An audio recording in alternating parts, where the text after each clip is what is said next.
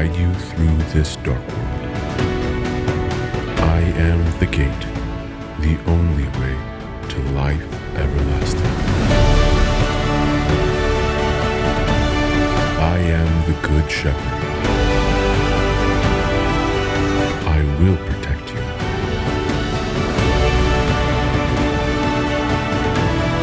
I am the resurrection and the life. I have conquered death. I am the way, the truth, and the life. The only way to the Father. I am the true vine. Abide in me, and I shall give you strength. This is who I am.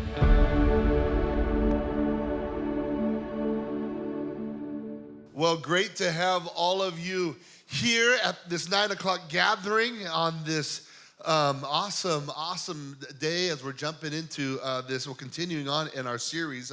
Let's do a couple little groundkeeping stuff first, I should say, or housekeeping stuff, not groundkeeping stuff. I have a special speaker here next week you're not going to want to miss. His name is Jordan Hodges.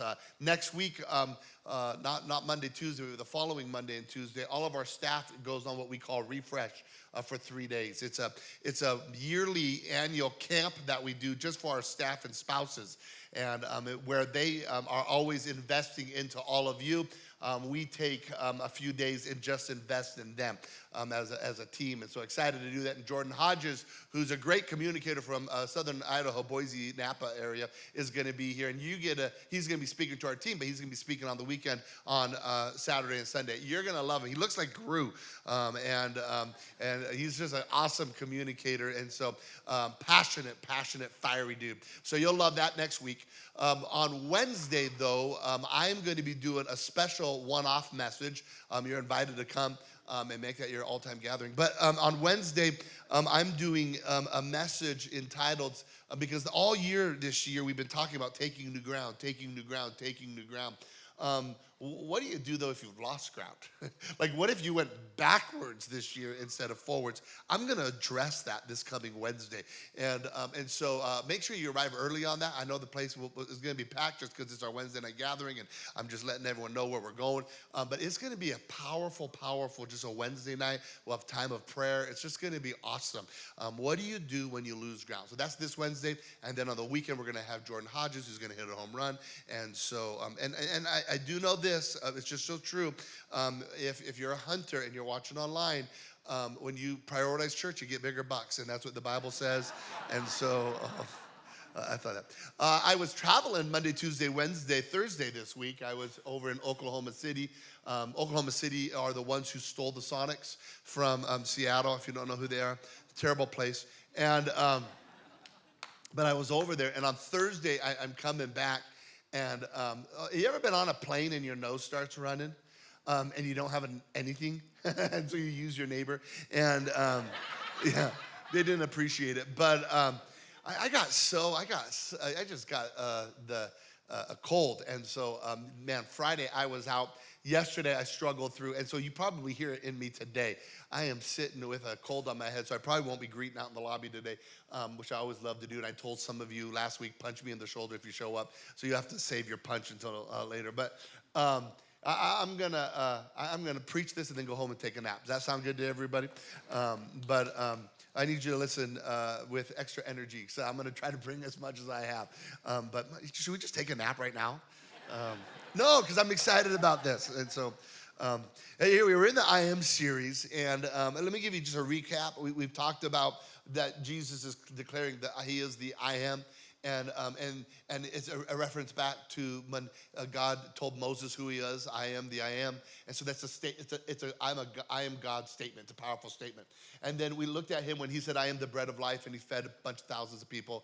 And then last week we turned off the lights and turned on our cameras and or lights on our phones, and we declared that we are the light of the world. Y'all are the light of the world. That was a fun moment. And we did that. Well, we're looking at these statements. And in the book of John, there's 7 I am statements that Jesus declares. And what I love about this series is if you've been a believer for a long time, and I know there's a lot of you in the room that have been a believer for a long time, I hope you fall in love with Jesus all over again. In fact, here's what I would say. Never stop falling in love with Jesus. Get to know him and celebrate who he is, and it's worth it. In Revelation, it says, do not forget your first love. And we're talking about our love for Jesus. And so as I share these, I hope there's an intellectual and a heart connection where you just fall in love again with Jesus and who he is, and it will increase your faith. And maybe you're here and you're one of those that have just given your life to Jesus over the last few months. We've had so many people become Jesus followers here at Canvas over the last few months, and you're like, I'm following him, I just don't know who he is. And that's great. You just believe in the promises that he said, and you want to do this, and you know it's right, but you don't necessarily know him. There's nothing wrong with that. Just don't be in the same spot you were 6 months from now. And so you're learning who he is. So when he declares, I am the gate, you're like, tell me more of what that means. And how does that work? And it deepens your relationship. That's a wonderful place to be. Or maybe you're here, and there's one other camp I'll talk about, and you're like, dude, I don't know what you're talking about. And you're like, well, I'm just trying to find what the church offers. Like, you don't even know Jesus, and you don't even know what that is all about. But I tell you, there's an uptick of people who are walking through the door, and they're more walking through the door with, does the church have anything to offer, because I'm not finding anything to satisfy my soul. And I'll tell you, we only have one thing to offer, and that's Jesus. And that's why we're going to be talking about him. And I love it that you're looking at this. And I would say, listen with an inquisitive mind, and learn who Jesus is. And at the end of the gathering, I'm going to give you an opportunity to follow him. And maybe you'll come to a place where that's where you need to be. But this is the heart of the I Am series. And I think it hits no matter where we're at all the way along. All the way along. John chapter 20, verse 31 is sort of the verse of the series. I'm reading it every week. It says this, but these are written so that you might continue to believe that Jesus is the Messiah, the Son of God, and that by believing in him, you will have life. And I'm going to really focus on life today, this idea of what life is, that you will have life by the power of his name. And now we're in the book of John chapter 10 today. I'm just going to say it right off the top. Your homework assignment for this week is going to be twofold. Here's the first part. I want you to read John chapter 10. And here's the reality. Every one of us in this room can read one chapter of the Bible this week. John chapter 10. So if you're already in a reading program, do the reading program and keep going. But add John chapter 10 to it. Here's the reason why. The next 2 weeks, we'll be after that, because Jordan Hodges is here next week. So it's this week and then in the week after. We're going to be in John chapter 10 both weeks, because there's 2 I am statements in the book of John chapter 10. And so I want you to, once you read it, you'll get a remembrance of what I just preached today, and you'll get a foreshadowing of what I'm going to preach in 2 weeks, which is I am the good shepherd. And so, but I think John chapter 10 is awesome. So make sure that you get that and read that. And I think it'll just be a good indicator. If you can't read John chapter 10 in the next 2 weeks, you really need to look in the mirror and go, what am I doing, okay? Because that is such a low bar thing, if I can just push that on you. John chapter 10. And I think maybe in 2 weeks I'll just simply ask, who didn't read John chapter 10? Raise your hand. And then we'll just have lightning get you. Okay, I'm joking. I'm not. Some of you are like, is this like for real? Is that happening? No. But I think the bar is there. Read John chapter 10, and I think it will be good. Okay, now, follow me on this here. In John chapter 10, halfway through, you're going to come to a verse called John chapter 10, verse 10. And it's sort of a hinge verse. It connects the first part to the second part because it's combining the 2 I am statements, and it's a powerful statement. Let's read it together. John chapter 10, verse 10 says this, the thief's purpose is to steal, kill, and destroy. Now Jesus declares what his purpose is. Jesus wants you to know him. Jesus wants you to get him. Jesus wants you to understand him. And so he just comes out and says, here's my purpose. Here's my purpose. It's to give them a rich and satisfying life.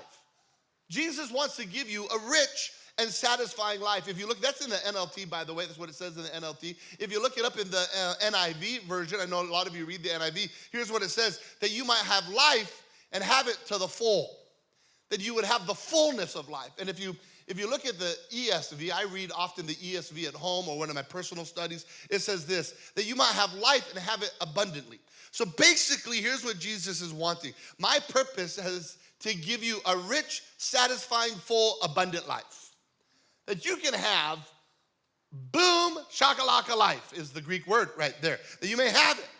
And there's a depth to the life that Jesus is talking about. When you look at this rich, satisfying fullness of life, there's a depth to it. And it's a both and. It's to have that life now and to have that life in eternity. Both equally important. Jesus is going to solve your eternal issue, and he's going to walk with you on this life with depth and understanding. And that's what we want to look at. How do we get the life that God is calling us to get that's beyond what we could ever imagine? And Jesus is going to tell us that by simply saying, I am the gate. And it's through that gate, or in the NIV it says the door, that you can have the life that you've always wanted, and it might not be what you thought it was. And it's something you can't earn, and it's something you can't obtain, and it's not a place that you arrive at, and it's not a position that you gain, but it's a person that you follow.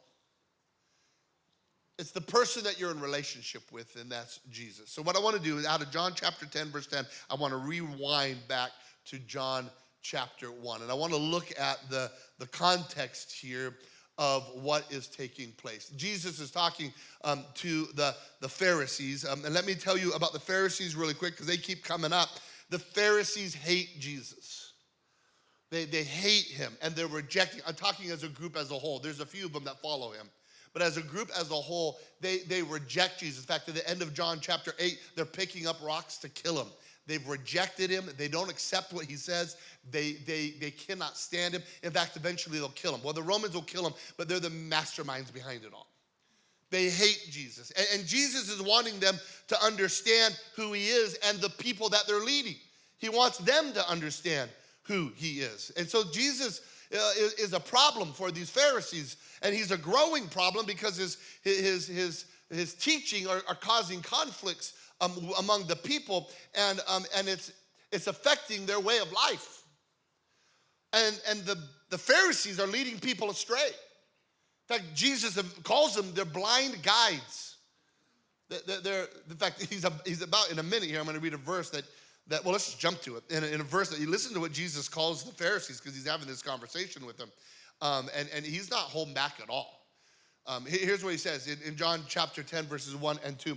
Here's what it says. It says, I tell you the truth. Let me pause right there for a second. I want to break down that phrase, I tell you the truth, because Jesus is going to say this statement 6-7 times so we can get it. And here's what it is. Every time Jesus says, I tell you the truth, here's what I want you to hear. I want your heart. And you won't miss it. Every time Jesus says, I tell you the truth, he's saying, I want your heart. I want your heart. Well, why is he telling the truth? He wants your heart. And because he wants your heart, he's going to tell you a truth. So I tell you the truth is a very loving statement because it takes love to communicate truth. And so here's what he said. I tell you the truth. And then he goes like this.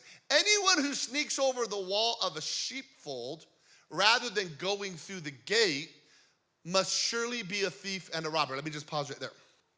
Two things. The first thing, he's calling them a thief and a robber. Like, he said, this is it. Now, they don't catch it yet. You'll see this in a moment. But he's calling them a thief and a robber. You're robbing people from life. The second thing is, I just read this verse to my daughter because I was sitting in the living room and we have a sliding glass door there and then a window right beside it. And she was outside playing. And when she came up, she went to the window to come into the house. Opened it. I go, why are you coming in the window when there's a properly functioning door right there? And she was coming through the window. She goes, well, because I want to. I'm like, no, you don't. Child, you are a thief and a robber. And go through the door. Anyways, I just want to share that with you because it's therapy. Okay, and so, but the one who enters through the gate is the shepherd of the sheep. And here's the truth. Only the shepherd would go in the pen. Let me give you sort of an image of what the shepherd pen or the sheep pen looked like. It was rock walls, probably in some kind of shape around that created a pen area. And then on top of it, they would find these thorn bushes and put these thorn bushes on top. I like to call it biblical barbed wire. They had all this barbed wire in a sense, but thorns all around the top. Why? So if a thief and a robber wanted to go over the wall, it's going to be really difficult because of all these thorns that were on it. You get ideas of a fence with barbed wire on the top. Very same concept right here. And they're trying to keep out the wild animals from getting the sheep. They're trying to keep the thieves and the robbers from coming in to the pen to steal the sheep. And so then Jesus says, listen, you need to use the gate. You want the sheep, you got to go through the gate. And there would be an opening in the wall, and that would be the gate area that you could go into. And then Jesus summarizes, you're going to read this week, Jesus summarizes John chapter 10, verses 3 and 5, talking about what the shepherd is, what the good shepherd looks like. The good shepherd knows his sheep. He knows them by name. He leads them, and the good sheep know the shepherd's voice because he spends a lot of time with them. And so the shepherd's going to lead them to food and to water, and they're going to go in and outside the pen, and the shepherd is going to lead them wherever they need to go. And then the shepherd is going to protect them. He's going to protect them from wild animals. He's going to protect them from thieves and robbers. And so the sheep know the shepherd, and the shepherd knows the sheep. And then Jesus looks at the Pharisees, and you're blind guides. You're not leading people to the living water. You're not leading your people to everlasting life. You're blind guides. And here's the reason why. Let's just be frank. Because the Pharisees care about their influence. And the Pharisees care about their wealth. And they care about their power. And they care about their influence. They cared about their position. And so they were rejecting Jesus. And here's the thing, the first key thought I want you to know. Jesus wants you to know the truth. I tell you the truth. He wants your heart. And he wants the people to know him. And so he's speaking a truth to them. And they're rejecting it. I want to say this to you. Jesus isn't the I was. He is the I am. And his heart for you is the same. He wants you to know him. He wants you to understand him. He wants to reveal himself to you so that you can have an intimate, real relationship with him and not just know him in an intellectual way or not just know him in a warm, fuzzy kind of ways. He wants you to know him from an intellectual standpoint, that you know truth regardless of how you feel. And he wants you to know him from an emotional standpoint, so when you don't feel him, you still know him. And so he's revealing himself to us today. Even while I'm preaching this, he's having a conversation with you right now. He wants you to know him. When I was flying home on Thursday, I was sitting on the window seat. I like window seats. And I was sitting on the window seat, and there was a couple of ladies that were sitting next to me, and they were having sort of an argument, like a playful argument, going back and forth. And finally, I looked at them, and they actually might be here today because I invited them. Hi. And they're probably sick at home. And I leaned over to them. I go, you guys need me to sit between you two? And they sort of chuckled. And then the lady in the middle seat, young lady, started having a conversation with me. And we were just talking about Kalispell and how wonderful it is and how she used to live here and boom, boom, boom. And then somewhere, I said, well, who do you know? Do you know anybody in Kalispell? And so she dropped the name. And I'm like, dude, I know that dude. She's like, no way. So I texted him right then because we hadn't taken off yet. And I texted him. And it was so funny, by the way, side note. He didn't respond. But a friend responded later and said, you texted a friend of mine. What is your favorite snack? So I said, Oreo, mega stuff. They go, oh, it's really Kevin. And then the guy texted me back. I'm like, whatever. So people don't need my fingerprint or my retina scan. What's your favorite snack? Okay, it's truly Kevin. I'm like, whatever. Anyways, and so we're having this conversation, and then I'm like, oh yeah. And she goes, well, my friend, he's like a real big Jesus guy. I go, no way, I'm a Jesus guy too. And she goes like, oh, I've never met him. I go, oh, you'd like him. She goes, no. She goes, well, how do you know him? I go, oh, because I know him. I've known him a long time. And so we're talking. She goes, what do you do? And I'm like, oh no. And boy, her language changed the minute she found out I was a pastor. No, it was hilarious. Not like she stopped cussing. That didn't happen. But she started using words like, so tell me about your flock. I'm like, my what? I'm not a bird. And like for like 10 minutes we have this conversation and she is using every religious like thing she could think of to describe it. And so finally I go, you use more religious terms than I do. I'm like, this is weird. And she didn't want anything to do with Jesus, so I prayed for her the next day, that afternoon, and then I prayed for her the next day. And I got to tell you, when I'm going through this part of the message, I have a healthy giggle. I don't know what that means, but here's why. Because I know that night she had a hard time sleeping. I laugh at the love that Jesus has for people. And I know that she tried to go to sleep that night, and my conversation with her kept going through her mind about who Jesus is and that she doesn't know him. And the Holy Spirit stood knocking at her heart's door going, he knows your name. He knows your name. I think it's just good to stop and remember how much we are loved and pursued by God. You are loved and pursued by a loving God, and he keeps coming after you, and he keeps coming after you. And I'm going to tell you what, until your final breath, he will keep coming after you. And Jesus is wanting these Pharisees to get this. And so he says this whole thing about the pen.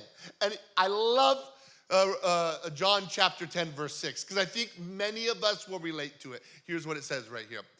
Those who heard Jesus use this illustration didn't understand what he meant, which I just laughed right there. How many of you have ever read the Bible and you're like, I don't get it? Raise your hand.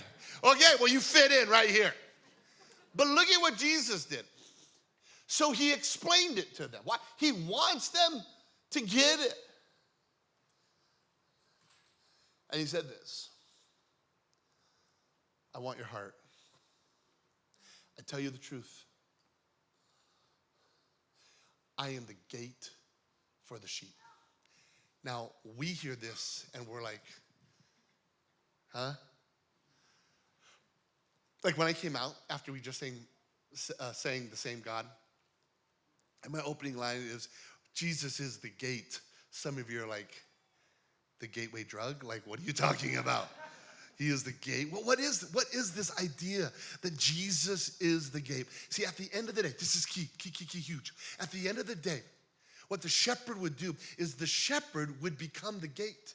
They would lay across the entrance of the sheep pen when the sheep were in the pen. And that way, because of the barbed wire around the deal, the thieves and the robbers couldn't get in, the wild animals couldn't get in. The only way they could get to the sheep was to go through the gate. But at the gate was the shepherd laying there. And Jesus is saying, I am the gate. I am the one that you must go through. I am the one that you go in and out of. I protect you from the thieves and the robbers of this world. I protect you from the wild animals of this world. And the only way that you can have life abundantly, the only way that you can have life to its fullness, the only way that you can have life in its completeness is you got to go through the gate. And Jesus is saying, and I'm the gate. I'm the way to fullness of life. I am the one that provides. I am the one that protects you. And then he goes on with the Pharisees, and he goes, there have many that have come before me that have declared to be the way, and they were wrong. In fact, let me read it to you. I think it's verse 8. It says this, John chapter 10, verse 8. All who came before me were thieves and robbers, but the true sheep did not listen to them. You know what the number one warning Jesus gives us in the New Testament? The thing that he gives us more, the warning he warns us about, church, more than anything else? Beware of false teachings. They're like a cancer that gets into your soul. Beware of false teachings. Why? Because they promise joy and they lead to despair. Why? Because they promise freedom and they lead to bondage. What are the thieves and the robbers of today that come in? Well, I think the thieves and the robbers today is when we determine our truth is greater than his truth. And what we think about ourselves is our identity beyond what he thinks about us. And that becomes our truth, and that leads to depression and despair. Because we can't find our own identity without Christ. He becomes our identity. I think in comparison can be a thief and the robber of the day. Anybody ever feel awesome when you get done doom scrolling? No, but we just keep going back to it. We could have read John chapter 10 during that time. Okay? And we doom scroll. We never feel good about it. In fact, I was doom scrolling the other day, and a lady comes on there and she goes, I'm coming out of Christianity. I'm like, oh, this is interesting. She says, I'm coming out of Christianity. All it did was make me joyful, give me peace, love people better. And like she goes on all that. Like, it's so awesome. She goes, it just changed my life. And I think the thing is sometimes we accept other things to satisfy for a moment, and they lead to bondage. Like I love sports. I don't know if you know that or not. I like all kinds of sports, except for Oklahoma City. I don't like Oklahoma City, and I don't like any team in California. But or Portland. I don't like teams in Portland either, and they're cheaters. Okay? Have you seen the NBA thing that just came out this week? Oh, like these coaches and these players, and they're all like gambling on it, and they're like pulling their players early, and it just makes me sick. And I'm like, why would they do this? I mean, one of those players makes $9 million a year, and then they're gambling. Why? It's not enough. Personally, I'd like to make $9 million a year. But you know, the truth is, it wouldn't be enough. Why? Because money is a thief and a robber. It never satisfies. It never provides what you think it's going to provide. And these guys are throwing it away. Interesting, you look at the younger generation, there's a significant move back from the younger generation that's coming up right now, because in the generation before them, atheism was on a growth. And now we're seeing the exact opposite. There's a resurgence in church attendance. That's why I know that some of you are here just going, what does the church offer? Because there's this a resurgence in church attendance by young people, because here's why. Nothing doesn't work.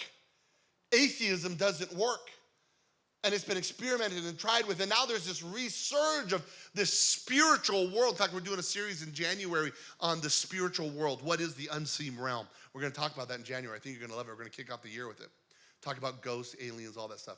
Not aliens, ghosts, demons, angels. Oh, we'll throw in aliens. That'll be fun. And so, this resurgence, why? Because people are looking, because what has been offered by the media, what's been offered by society, it doesn't work. It's a thief and a robber. And so Jesus is saying, hey, beware of false teachers. And then there's a lot of false teachers out there on TikTok. Because you know how you can be a teacher? Point your camera at yourself and start talking. And people will listen to you like you're an expert, even though you don't have a clue what you're talking about. People will listen to you and go, oh, that makes me feel good. It must be true. No way. In fact, we work really hard here. We want this place to be a place that never compromises the truth of the Bible. Which I know that's one of the flacks we get. I get that all the time. That like, you guys compromise the word there. And the only reason they say that is because we're a large church, so we must compromise. Okay? That's about as deep as their thinking is. And I'll tell you, we don't compromise a word. We preach the whole truth. And 9 a.m., I will tell you something special here. I haven't said this before, but the dude is in the house. There's a guy with his doctorate in theology that's here, a New Testament expert. You know how intimidating he is to preach to him every week? And he's sitting, I'm not going to point him out, but he's right over there. Sometimes he sits over here. Sometimes he misses, and I'm like, whew. But he's a great, faithful attender. And I love him, because if I'm off just a little bit, he gets me an email. And it'll come in, and he writes like the Apostle Paul. My dearly beloved, how many times must I tell you? That was the opening line to one of his emails once. My dearly beloved, how many times must I tell you? But I'm so thankful for that. I hope you're thankful for that. That we are committed as a team to preach the full counsel of the Word of God, to not compromise it, but to speak truth. And at times it's going to offend you and slap you in the face. And the truth is, you should say thank you very much. Because it's good for your soul and it's good for your life. Because there is a way that seems right to man, but in the end it leads to what? Death. We love you enough. I tell you the truth. We want your heart. And this is what Jesus is saying, beware of. Beware of. So he doubles down on it. John chapter 10, verse 9 says this. I know I'm getting an email today.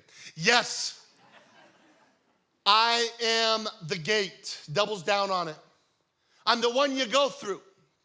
Those who come in through me will be saved, and they will come and go freely and will find good pastures. He's describing abundant life right there. They will come and they will go freely through me, and they will find good pastures. To come and to go freely is a powerful statement. It means that he will provide for them. He will set their bondages free. He will give them hope. He will give them life. He said, trust in me, the gate. I am the way of salvation. I am the way of protection. And I lead you to a life of abundance. To trust that he really knows the best. And he really wants the best for us. You know, every regret I have in my life is when I did it my way and not his way. And I personally have done that. I've looked back on my life going, what are my regrets? And every one of them is when I didn't do it his way. And I wish I would have. If I could go back and rewrite Kevin Gear's history, every time I went my own way, I change it and I do it his way. Because every time I've done it his way, it works out for the best. And there's a peace there and a joy there and a comfort there. Jesus leads us to a life that is more than we can imagine. More than we can imagine. When we follow Jesus, life is in its fullness, even when it might be horrific around us. There is a joy unspeakable that we can walk in the middle of. Have you ever seen a true Jesus follower die? I have, numerous times. They'll be laying in their bed at the hospital. I've been there, and I'll tell you two quick stories. I went and visited this one lady. She was older than dirt, and she was laying there, and it was time for her to go to heaven. And I'm laying next to her, and I'm talking to her, and she goes, Pastor Kevin, I'm ready to go see my Maker. And I'm like, oh, he's there with his hands ready for you. And she goes, oh, and I'm like, oh. And she goes, oh, not yet. I'm like, stop doing that. It was the freakiest thing I've ever seen. I almost died. There's another lady, I went and visited, and she was older than the oceans. I mean, boom, she's old, and she's ready to go to heaven. And she was laying there, and she goes, I am ready to meet my Jesus. Like this peace in the middle of death. And you know, her family's there crying, and death is a hard thing, but she's like ready to go. She's like, Kevin, would you just play a worship song? Like, I will. Myrtle, her name is Myrtle. I wrote Myrtle, so man, she's old, so I thought I'm gonna play a hymn. So I played the hymn, ah, fly away, oh glory, ah, fly away. So I thought that's a great one to usher her into the throne room of heaven. It's a great song. Oh, when I die, hallelujah, bye, bye. And so, fly away. And so, the meds that I'm on for this medicine is, it was a white van, they were selling them, I just bought it. They offered me 6 or 7 choices of all this different kind of, and so, so Myrtle's dying, and so I'm playing I Fly Away, and she looks at me, this is no joke, she goes, what is this? I go, it's a hymn. She goes, I don't want a hymn. I want the songs we sing at church. And I go, okay. So I played I Can Only Imagine, because it's a heaven song. That we don't sing it here, but it's gonna, I can only imagine. So I'm playing this, and she closes her eyes, and she's listening to it. The song gets over, it's like 3.5 minutes, and she gets over, and she's like, I'm still here. And I'm like, yes, you are. She goes, play another one. She didn't die for 2 more days. I played every song I knew. Okay? There's something powerful when you go through the gate and you know that this life is not all there is, because there's an abundance of life, a blessed hope that we live with Jesus for eternity. And that is something you cannot forget when you're walking through the troubles of this life. Because sometimes the only thing that you can hang on to that's gonna help you get through this life is this ain't all there is. There's a heaven that I'm going to. My home is in heaven, and that's gonna get me up in the morning to keep putting one foot in front of the other. And in the middle of that, there's a peace that passes understanding. This is what Jesus is calling us to, that we keep going. You know what the shepherd's routine was at the end of the night? He would come, the shepherd would come to the gate, and as the sheep would go into the sheep pen, he would look at each one and monitor how they're doing. And he would look to see if they looked fed, if they looked watered, if they looked healthy, if they looked sick. Like if I was a sheep coming in right now, Jesus take me, he put me over on the side. He goes, we're gonna quarantine you.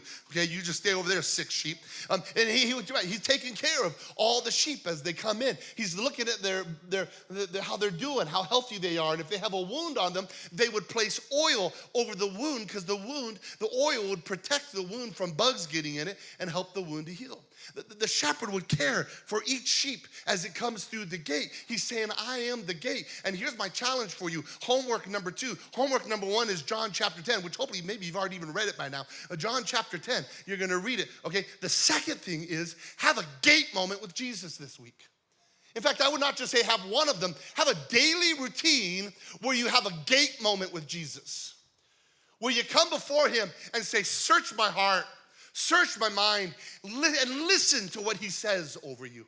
Because he's a good shepherd, which we'll talk about in 2 weeks, which means he knows your name and he knows what you're going through and he knows what you're carrying and he knows where your wounds are. And he knows if you're healthy, and if he knows if you're sick, and if you will listen to him and have a relationship with him, you'll have a gate moment with him where he will pour his oil, his anointing over your life to heal your wounds, to soften your bitter heart, to soften your resented heart. He will move in you, give you the power to forgive. He will convict you if you're going the wrong direction, because he doesn't want you to have regrets. He wants you to have a better life. And so you listen to the guiding and the moving of God in your life. He wants to have a gate moment with you. Have a gate moment with him. Where does that happen? I don't know. Wherever you can find a moment of privacy. Wherever you can have a moment to slow down life and have a moment with him. You got to create it. Because if you don't create it, you'll never have it. I create it. It's the first thing I do. This sounds a little weird, but you're here. So it's right after I put my CPAP machine on. I have my gate moment. I do. I put my CPAP machine on. I'm going to go to sleep. And I go, hey, anything you want to tell me? I have a couple things I want to tell you. And I go to sleep every night with this gate moment. 2 nights ago, I woke up at 3 a.m. and I just had a word from the Lord right in that moment. The first thought was I have to go to the bathroom. And then the second thought was just a verse that he gave me in my heart.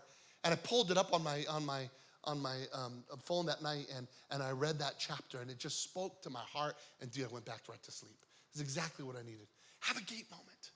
I am the gate. And it does is it puts your feet on solid ground. So when the waves of life come and smash against you, your feet are on a solid foundation. You see, in life, Jesus says there's 2 options.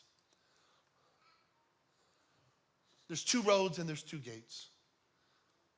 In fact, let's read it to you. It's found in Matthew. This is my conclusion. It's found in Matthew chapter 7, verse 13 and 14. It says this: you can enter God's kingdom only through the narrow gate. The highway to hell, now you know where the song came from. The highway to hell is broad, and its gate is wide for the many who choose that way.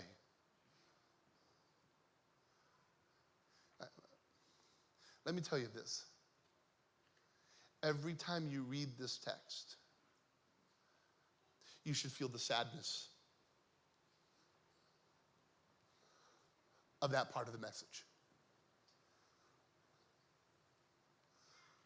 Because these are words of Jesus, and I think he said them with sadness.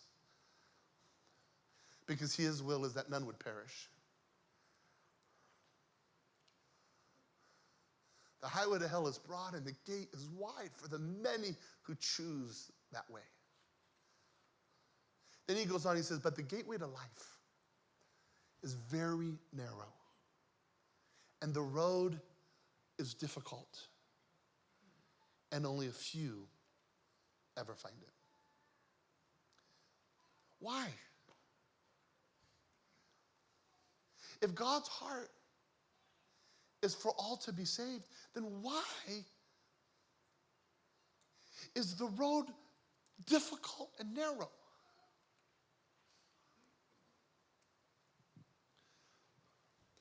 Because to go through the gate requires death. the death of what our flesh wants. And we have to die to ourselves and follow Jesus. And the truth is, most of this world will never make the sacrifice to lay down their life to follow Christ. And because they won't lay down their life, they live in despair and bondage. And they think that's life.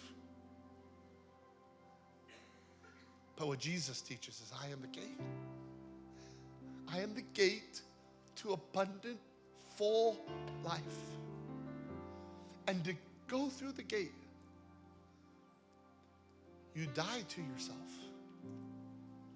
You pick up your cross and you follow me. And the minute you begin to follow him, life begins. It's counterintuitive. We must die to ourselves so that we can live. And I have learned that dying is never fun. But living life with Jesus is abundant, full, rich, satisfying. And so Jesus introduces himself to you today for the first time or the 100th time. And with a smile in his heart, he says, I tell you the truth. I am the gate. And my purpose is for you to have a rich and satisfying and full and abundant life. Will you follow me? Would you grab your response card? I encourage all of you to fill this out every week. If you're here and you've been wondering about this Jesus, this is your moment to say, I want to follow him. Mark that connection card on your phone or on this piece of paper. I have decided to follow Jesus today. Join a whole bunch of other people that have. I promise you, you'll never regret it. And maybe it's that what we call response number one. It's my life is not rich and satisfying. Maybe it's the second one. I want to find my gate moment this week. We're going to respond to that one here in just a second. Maybe it's the third. I want others to experience a rich and satisfying life. Would you stand with me all across this place?